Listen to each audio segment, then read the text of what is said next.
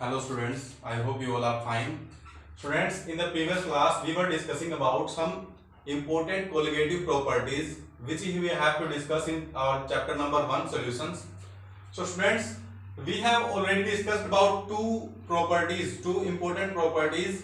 The first one was vapor pressure, lowering in vapor pressure, the relative lowering in vapor pressure, and after that we have discussed the elevation in boiling point. ठीक है, तो हमने दो जो है important property जो colligative है वो डिस्कस कर ली थी। अब हमारी थर्ड जो प्रॉपर्टी है वो है डिप्रेशन इन फ्रीजिंग पॉइंट। ठीक है, तो फ्रीजिंग पॉइंट के अंदर डिप्रेशन क्या होता है? डिक्रीमेंट। ठीक है, अभी हमने इंक्रीमेंट पढ़ा था पिछली क्लास में, किसके अंदर? बॉइलिंग पॉइंट के अंदर, और अब हम पढ़ेंगे फ्रीजिंग पॉइंट के अंदर डिक्रीमेंट या डिप्रेशन। ठीक है, यानी कि जो डिप्रेशन क्या होता है? गिरावट, फ्रीजिंग पॉइंट के अंदर गिरावट। तो इसके अंदर पढ़ते हैं the vapour pressure of solution containing non volatile solute in lower than that of pure solvent. ये हम जानते हैं कि कोई अगर नॉन वोलेटाइल सॉल्यूट है किसी सॉल्यूशन के अंदर, नॉन वोलेटाइल सॉल्यूट है, तो सॉल्यूशन का जो ओवरऑल वेपर प्रेशर होगा वो लेस होगा किससे? प्योर सॉल्वेंट के वेपर प्रेशर से। क्यों होगा? क्योंकि नॉन वोलेटाइल सॉल्यूट जो होते हैं वो कैसे होते हैं? वो वेपर इवेपोरेट नहीं हो पाते। ठीक है, तो इसलिए वेपर कम बनेंगे तो वेपर प्रेशर भी कम होगा। ठीक है, तो ये था जो हमने फर्स्ट प्रॉपर्टी के अंदर पढ़ा था। उसके बाद क्योंकि वेपर प्रेशर जो है लो है किसका? सॉल्यूशन का। किससे? प्योर सॉल्वेंट से। इसलिए जो सॉलिड होंगे वो क्या करेंगे? सेपरेट आउट हो जाएंगे किसके? बहुत ही कम टेम्परेचर पे। यानी कि जो हमारे सॉलिड मॉलिक्यूल्स हैं, यानी कि नॉन वोलेटाइल सॉल्यूट कौन से होते हैं? जो सॉलिड होते हैं। ठीक है, सॉलिड होगा तभी तो वो उनके इंटरमोलिक्यूलर फोर्स क्या होंगे? स्ट्रॉन्गर होंगे, और इवेपोरेशन क्या होगी?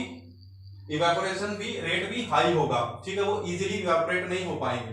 तो क्या होगा? जब सॉलिड होगा इसके अंदर, सॉल्यूशन के अंदर एज ए सोल्यूट, ठीक है, तो वो क्या करेगा? वो अपना एक सॉलिड सरफेस बना लेगा। ठीक है, सॉलिड क्या बना लेगा? सॉलिड सरफेस बना लेगा, अलग से सेपरेट बन जाएंगे वो, जिससे क्या हो जाएगा? इसका जो फ्रीजिंग पॉइंट है वो बहुत कम होगा सॉल्यूशन का। क्योंकि सॉल्वेंट क्या है? प्योर सॉल्वेंट क्या है? एक लिक्विड है। ठीक है, जिसका फ्रीजिंग पॉइंट हाई होगा। फ्रीजिंग पॉइंट क्या होता है? Basically freezing point is a temperature at which a liquid starts to converting in solid state. ठीक है, वह टेम्परेचर होता है जिसके अंदर क्या होता है? जो हमारा लिक्विड जो मैटर होता है वो सॉलिड के अंदर कन्वर्ट होना स्टार्ट कर दे। ठीक है, तो इसके अंदर क्या होगा?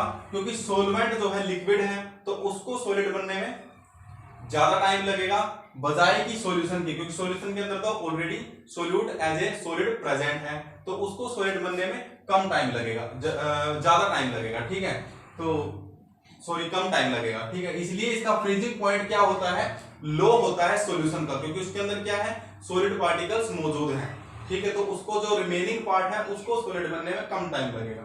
ठीक है, या कम टेम्परेचर लगेगा, इसलिए फ्रीजिंग पॉइंट जो है सॉल्यूशन का वो कम होता है as compare to the pure solvent. ठीक है, अगर हम नॉन वोलेटाइल सॉल्यूट ले रहे हैं, याद रखना ये तभी होगा अगर हम नॉन वोलेटाइल सॉल्यूट ले रहे हैं। ठीक है, तो जो डिक्रीज है फ्रीजिंग पॉइंट के अंदर, यानी कि जो गिरावट है फ्रीजिंग पॉइंट के अंदर, इस प्योर सॉल्वेंट का तो ज्यादा है फ्रीजिंग पॉइंट, लेकिन जो सॉल्यूशन है हमारा जिसके अंदर नॉन वोलेटाइल सॉल्यूट डाला हमने, उसका फ्रीजिंग पॉइंट कम है।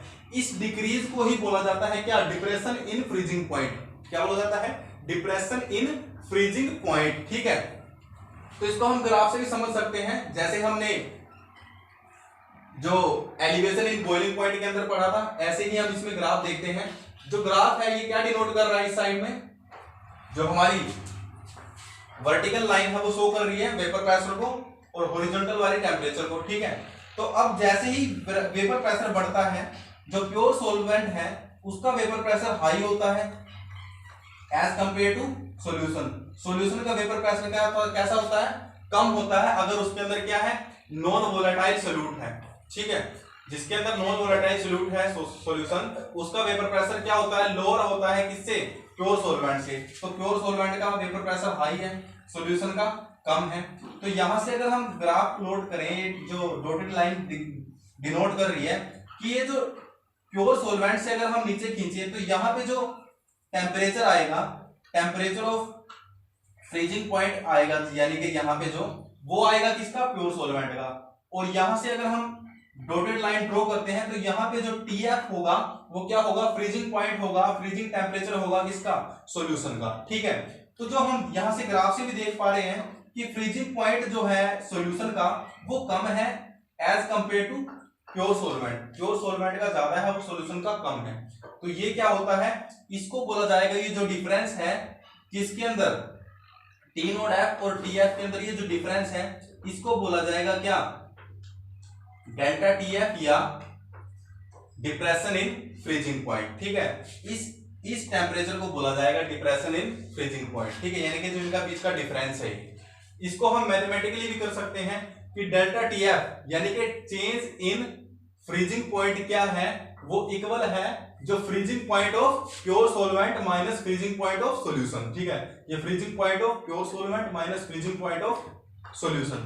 ठीक है, इसको बोला जाएगा क्या, डिप्रेशन इन फ्रीजिंग पॉइंट। ठीक है, एक्सपेरिमेंटली हमने ये ऑब्जर्व किया है कि जो डेल्टा TF है या चेंज इन क्या है, फ्रीजिंग पॉइंट है, डिप्रेशन इन जो फ्रीजिंग पॉइंट है वो क्या है, डायरेक्टली प्रोपोर्शनल है मोलालिटी के।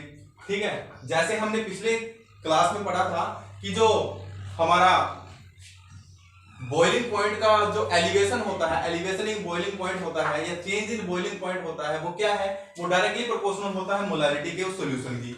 ऐसे ही जो हमारा डिप्रेशन इन फ्रीजिंग पॉइंट भी क्या होगा, डायरेक्टली प्रोपोर्शनल होगा मोलालिटी के। ठीक है, क्यों होगा, अब आपके माइंड में क्वेश्चन आएगा कि वहां पे तो इंक्रीज कर रहा था और यहाँ पे डिक्रीज कर रहा है, फिर भी मोलालिटी के डायरेक्टली प्रोपोर्शनल कैसे हुआ। तो बच्चों जो चेंज है, चेंज आया, अब एक चीज बढ़ रही है, मान लो एक चीज जो है 3 से 5 हो गई। ठीक है, तो उनका डिफरेंस क्या आया, 2 का आया। ठीक है, अगर कोई चीज 5 से 3 हो गई तो भी उनका डिफरेंस कितना आएगा, 2 का आएगा। तो डिफरेंस तो सेम ही रहेगा, अगर वो बढ़ रही है तब भी डिफरेंस, अगर वो घट रही है उतना ही तब भी डिफरेंस। ठीक है, अगर कोई चीज उतना ही बढ़ रही है तो भी डिफरेंस सेम आएगा, अगर उतना ही घट रही है तब भी डिफरेंस तो वही रहेगा। तो डिफरेंस जो है वो डायरेक्टली प्रोपोर्शनल है मोलालिटी की। ठीक है, यानी कि अगर मोलालिटी बढ़ेगी तो चेंज इन फ्रीजिंग पॉइंट या डिफरेंस इन फ्रीजिंग पॉइंट या जो डिप्रेशन इन फ्रीजिंग पॉइंट है वो भी बढ़ेगा। ठीक है, तो ऐसे हम डिस्कस इसको देख सकते हैं। ठीक है, अब जो है हम डायरेक्टली प्रोपोर्शनल इसको ऐसे लिख सकते हैं कि डेल्टा TF यानी कि depression in freezing point is directly proportional to m, यानी कि मोलालिटी। ठीक है, स्मॉल m से हम क्या डिनोट करते हैं, मोलालिटी। ठीक है, मोलालिटी क्या होता है, number of moles of solute present in 1 kg of solvent. ठीक है, ये होती है हमारी मोलालिटी। ठीक है, अब क्या होगा, हम directly proportional sign of proportionality जो होता है उसको घटाने के लिए कोई ना कोई कांस्टेंट इंट्रोड्यूस करवाते हैं। तो इसमें जो कांस्टेंट इंट्रोड्यूस होगा उसको बोला जाएगा क्या, मोलल डिप्रेशन कांस्टेंट। ठीक है, मोलल डिप्रेशन कांस्टेंट। अभी हमने जो पिछले टॉपिक में पढ़ा था उसमें कौन सा कांस्टेंट था जिसको हम KB से डिनोट कर रहे थे, वो था मोलल एलिवेशन कांस्टेंट। ठीक है, मोलल एलिवेशन कांस्टेंट, और ये है मोलल डिप्रेशन कांस्टेंट। ठीक है, इसको डिनोट करेंगे KF से, यानी कि constant of depression in freezing point. ठीक है, तो KF से इसको डिनोट किया। अब इसको हम ये भी बोल सकते हैं, क्या बोल सकते हैं, क्रिस्कोपिक कांस्टेंट बोल सकते हैं, क्रिस्कोपिक कांस्टेंट भी बोल सकते हैं, इसका दूसरा नाम है, ये भी इंपॉर्टेंट है, याद रखना है। ठीक है, उसके बाद अगर हम इसको डिफाइन करें, जो कांस्टेंट हमने लिया है इसको हम कैसे डिफाइन कर सकते हैं, अगर मैं मोलालिटी को 1 मान लूं, यानी कि मोलालिटी इज इक्वल्स टू 1 ले लूं किसी सॉल्यूशन के लिए, तो क्या होगा, ये 1 हो जाएगा। ठीक है, इनटू में 1, यानी कि ये ओवरऑल किसके इक्वल आ जाएगा, कांस्टेंट के इक्वल आ जाएगा, यानी कि डिप्रेशन इन फ्रीजिंग पॉइंट किसके इक्वल आ जाएगा, कांस्टेंट के इक्वल आ जाएगा, जो मोलर डिप्रेशन कांस्टेंट के इक्वल आ जाएगा। ठीक है, तो ये आ जाएगा हमारा। इसको कैसे लिख सकते हैं, इससे हम बोल सकते हैं कि molar depression constant is defined as, कैसे डिफाइन किया जा सकता है मोलर डिप्रेशन कांस्टेंट को, the depression in freezing point, यानी कि the depression in freezing point for solution of 1 molar concentration या 1 मोलालिटी। ठीक है, हम क्या बोल सकते हैं कि जो डिप्रेशन, जो हमारा मोलर डिप्रेशन कांस्टेंट है वो क्या है, वो एक्चुअल में है जो हमारा depression in freezing point for solution of 1 molar concentration. ठीक है, तो ऐसे हम इसको डिफाइन कर सकते हैं। अब आगे नेक्स्ट में जानेंगे इसकी यूनिट क्या होगी। ठीक है,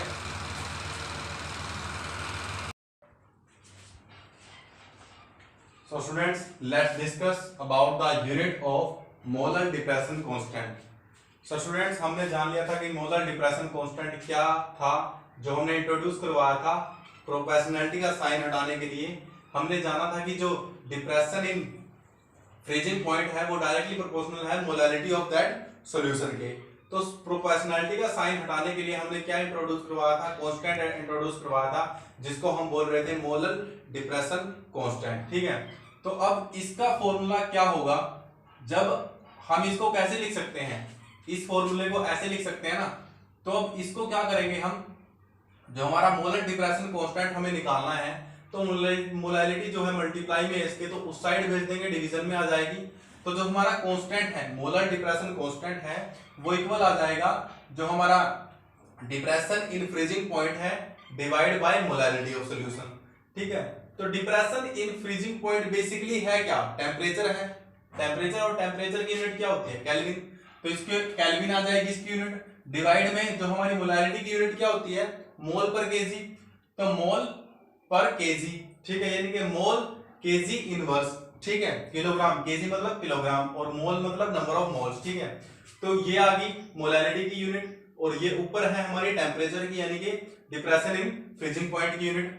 अब जब हम इसको देखते हैं, जब इनको ऊपर लेके जाएंगे तो मोल जो है वो पॉजिटिव यूनिट, पॉजिटिव है इसकी, जो इसकी पावर है वो पॉजिटिव है, तो ये ऊपर जाएगी नेगेटिव बन जाएगी, और इसकी नेगेटिव है तो इसके ऊपर पॉजिटिव बन जाएगी। तो जो हमारी ओवरऑल यूनिट बनेगी, जो मोलर डिप्रेशन कांस्टेंट है, उसकी यूनिट क्या आएगी, केल्विन किलोग्राम पर मोल। ठीक है, केल्विन किलोग्राम पर मोल। ठीक है, ये आ जाएगी। अब निकालते हैं मोलर मास कैसे निकलता है सोल्यूट का in term of depression in freezing point. ठीक है, हमने निकाल लिया था पहले, वेपर प्रेशर की फॉर्म में भी निकाला था कि अगर वेपर प्रेशर हमें गिवन है तो हम कैसे निकालेंगे मोलर मास ऑफ सोल्यूट। ठीक है, उसके बाद हमने जाना था नेक्स्ट टॉपिक में कि जब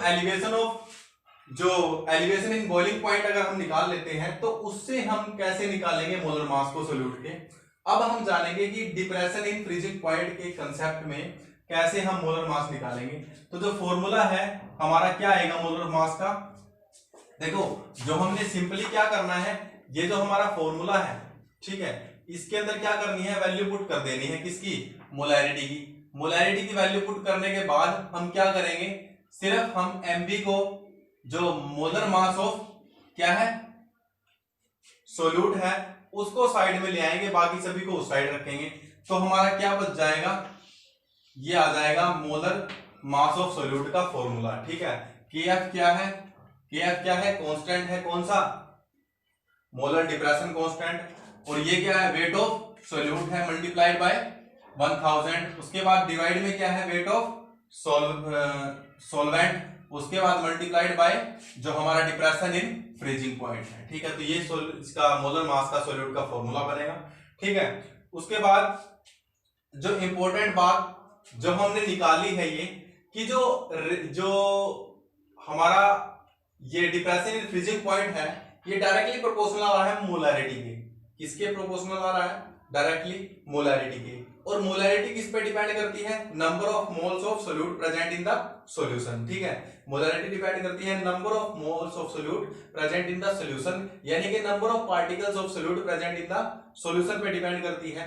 और इसीलिए क्योंकि ये डायरेक्टली प्रोपोर्शनल है एक दूसरे के, इसलिए जो डिप्रेशन इन फ्रीजिंग पॉइंट है वो भी क्या करेगा, डिपेंड करेगा number of moles of solute present in solution या number of solute particles present in the solution पर। ठीक है, इसलिए ये क्या होगा, एक कोलिगेटिव प्रॉपर्टी होगा, क्योंकि ये सोल्यूट के नेचर पर डिपेंड ना कर करके किस पे डिपेंड कर रहा है, number of solute particles present in the solution पे डिपेंड कर रहा है। ठीक है, उसके बाद हमारा जो ये हमारे तीन जो प्रॉपर्टी हमारी कंप्लीट हो गई है, lowering in vapour pressure, elevation in boiling point and depression in freezing point. ठीक है, अब हमारा जो फोर्थ इंपॉर्टेंट प्रॉपर्टी आती है वो है ऑस्मोटिक प्रेशर।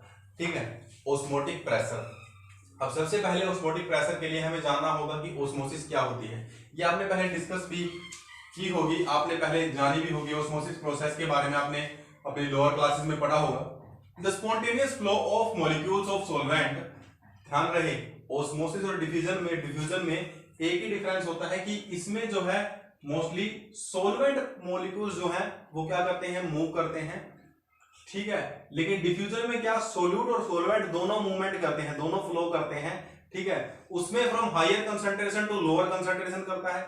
इसमें क्या करता है, सोल्वेंट जो है उस रीजन से लोअर कंसंट्रेशन ऑफ सोल्यूट, उस रीजन से जिसमें सोल्यूट की कंसंट्रेशन कम है, उस रीजन से जहां पे सोल्यूट की कंसंट्रेशन कम है, तो बेसिकली जब सोल्यूट की कंसंट्रेशन कम होगी तो इसका मतलब सोल्वेंट की कंसंट्रेशन उसमें ज्यादा होगी। तो यानी कि उस रीजन से जहां पे सोल्यूट की कंसंट्रेशन कम है मूव करता है उस रीजन में जहां पे सोल्यूट की कंसंट्रेशन ज्यादा है, यानी कि सोल्वेंट की कम है और सोल्यूट की ज्यादा है, उस कंसंट्रेशन उस रीजन में ये मूव करता है। तो ठीक है, तो डेफिनेशन क्या होगी, the spontaneous flow of molecules of solvent, solvent के मॉलिक्यूल्स का फ्लो यानी कि movement from a region of low concentration of solute, ऐसे रीजन से जहां सोल्यूट की मात्रा कम है, into a region of higher concentration, ऐसे रीजन में जहां पे सोल्यूट की कंसंट्रेशन ज्यादा है, through a semi permeable membrane. और ये भी इंपॉर्टेंट है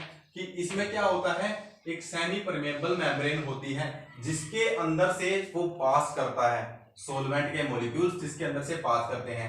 डिफ्यूजन में ऐसी कोई मेम्ब्रेन नहीं होती, आवश्यकता नहीं होती उसकी, लेकिन इसमें सेमी परमेबल मेम्ब्रेन होती है जिसके थ्रू सिर्फ सॉल्वेंट मॉलिक्यूल जो है पास कर पाएंगे, सोल्यूट मॉलिक्यूल्स पास नहीं कर पाएंगे, ठीक है। बेसिकली सेमी परमेबल मेम्ब्रेन्स क्या होती है, semi permeable membrane is a simple membrane in which some of solvent molecules can pass, ठीक है। केवल कुछ ही मॉलिक्यूल्स, कुछ ही टाइप के स्पेसिफिक टाइप के मॉलिक्यूल्स पास कर पाएंगे जो कि इनमें होते हैं, सॉल्वेंट में होते हैं, ठीक है। लेकिन इनके अंदर से सोल्यूट के जो मॉलिक्यूल्स है वो पास नहीं कर पाएंगे, ठीक है। तो ये होती है सेमी परमेबल मेम्ब्रेन, इसको हम क्या बोलते हैं, एसपीएम भी बोलते हैं, ठीक है। इसको हम ऐसे समझेंगे ऑस्मोसिस प्रोसेस होती क्या है। देखिए इसमें एक बीकर है, इसके अंदर ये है कैपिलरीज जो है, इसके अंदर क्या है, हम यहां देख रहे हैं इस फर्स्ट फिगर में क्या है, यहां तक ये भरा हुआ है, ठीक है। अंदर जो आपको मटका टाइप स्ट्रक्चर दिख रहा है कैपिलरीज, ये यहां तक फिल हुआ है। लेकिन जब हम कुछ टाइम के बाद इसमें हमने क्या लिया है, इसके अंदर हमने लिया है शुगर सॉल्यूशन, ठीक है। पानी के अंदर चीनी का मिश्रण हमने लिया है, शुगर सॉल्यूशन हमने इसके अंदर लिया है, और ये बाहर जो है ये है वाटर, ठीक है। ये जो है बाहर ये है वाटर। अब ये शुगर सॉल्यूशन है तो इसके अंदर सोल्यूट भी है और सॉल्वेंट भी है, सोल्यूट भी है सॉल्वेंट भी है। सोल्यूट क्या है, शुगर, और सॉल्वेंट क्या है, वाटर, ठीक है। तो वाटर के अंदर सोल्यूट यानी कि शुगर ऐड हो रखा है, ठीक है। तो अब सोल्यूट ये क्या होगा, ये हाई कंसंट्रेटेड सॉल्यूशन होगा, ये अंदर जो है ये हाई कंसंट्रेटेड सॉल्यूशन होगा, क्योंकि इसके अंदर क्या है, कुछ मात्रा है सोल्यूट की, इससे हाइयर होगा, यानी कि इस वाले से ज्यादा होगा इसके अंदर सोल्यूट की मात्रा, क्योंकि ये तो नॉर्मल वाटर है, ये बाहर जो है ये तो नॉर्मल वाटर है, इसके अंदर तो कोई सोल्यूट है ही नहीं है, सिर्फ सॉल्वेंट है। इसलिए सॉल्यूशन कैसा होगा, लो कंसंट्रेटेड, क्योंकि इसके अंदर सोल्यूट की मात्रा कम है, जबकि इसके अंदर ज्यादा कंसंट्रेटेड है, यानी कि ज्यादा कंसंट्रेशन किसकी है, सोल्यूट पार्टिकल्स की, ठीक है। अब डेफिनेशन क्या बोलती है कि सोल्वेंट की मूवमेंट है, सोल्वेंट के जो मॉलिक्यूल्स है वो मूव करेंगे ऐसे रीजन से जहां पे सोल्यूट की मात्रा कम है, उस रीजन में जहां पे सोल्यूट की मात्रा ज्यादा है। इसमें कम है, जो वाटर वाला जो हमारा सॉल्यूशन है, सिंपल वाटर है, उसके अंदर सोल्यूट की मात्रा कम है, यानी कि लो कंसंट्रेशन है, उस रीजन से कहां पे मूव करेंगे, जहां पे हाई है, जिसके अंदर सोल्यूट की मात्रा ज्यादा है, concentration of solute is higher, जहां पे, ठीक है, वहां पे मूव करेंगे, यानी कि बाहर वाली साइड से अंदर वाली साइड से। और इसका ये जो बाहरी आवरण है ये करेगा सेमी परमेबल मेम्ब्रेन का काम, ठीक है। तो अब आफ्टर सम टाइम हम क्या देखते हैं कि ये जो है सॉल्यूशन ये यहां तक भर गया है, गर्दन तक इसकी कंप्लीट यहां तक पूरा फिल हो गया है जो अंदर है, ठीक है। और ये जो है ये सॉल्यूशन, ये जो वाटर है ये इनका लेवल थोड़ा नीचे आ गया, थोड़ा कम आ गया है, ठीक है, क्योंकि ये जो वाटर है वो उसके अंदर चला गया है, क्यों? क्योंकि ये यहाँ पे लो कंसंट्रेशन ऑफ सोल्यूट थी और अंदर हायर कंसंट्रेशन ऑफ सोल्यूट थी, ठीक है। इसलिए ये जो है लो कंसंट्रेशन ऑफ सोल्यूट वाले एरिया से कहां पे चला गया, हायर कंसंट्रेशन ऑफ सोल्यूट वाले एरिया में, ठीक है। तो इसको बोला जाता है, इस प्रोसेस को ओस्मोसिस, ठीक है। तो इसमें अब वो फिगर यही शो कर रहा है, ठीक है, कि जो ये इसमें यहां तक पानी था, यहां तक जो शुगर सॉल्यूशन था वो बढ़ के सॉल्यूशन कहां तक हो गया, यहां तक। क्यों? क्योंकि वाटर मॉलिक्यूल जो कि एक सॉल्वेंट है वो कहां पे आ गए हैं, अंदर आ गए हैं, ठीक है, सेमी परमेबल मेम्ब्रेन को के अंदर से, ठीक है।